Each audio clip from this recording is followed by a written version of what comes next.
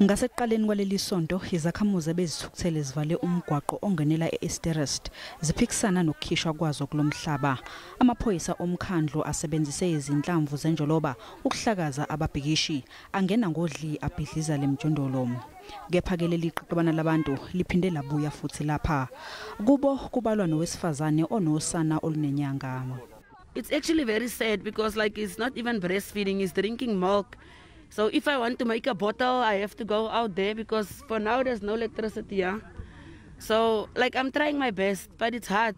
Laba bantu bathi bayazi ukuthi lokho abakwenzayo akukho emthethweni. Kepha bathi bathe befika bona bese kuvele kunabantu abahlala kuyo lendawo. It's not because we take advantage, understand, of the government. It's because we need housing. We are in need of a place or a shelter.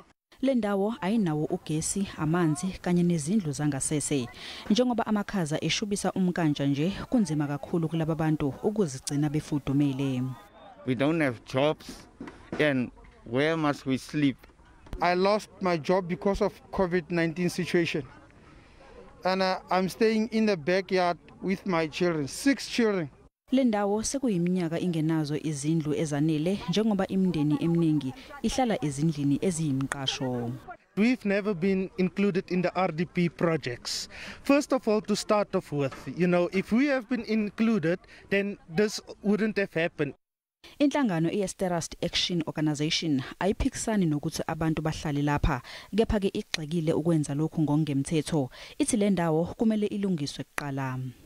Give our people that land and give it to them, let them allocate the land and let them build for themselves. It's as easy as that. Why do we always have to go to that extreme for our people to be hurt, to be seen and for something to happen? Wake up, Mr. Makura. David Makura, you have failed us yet again. Kusenjalo umkhandlu dolobha waseTshwane ukugxekile ukuthathwa komhlaba ngokungemthetho.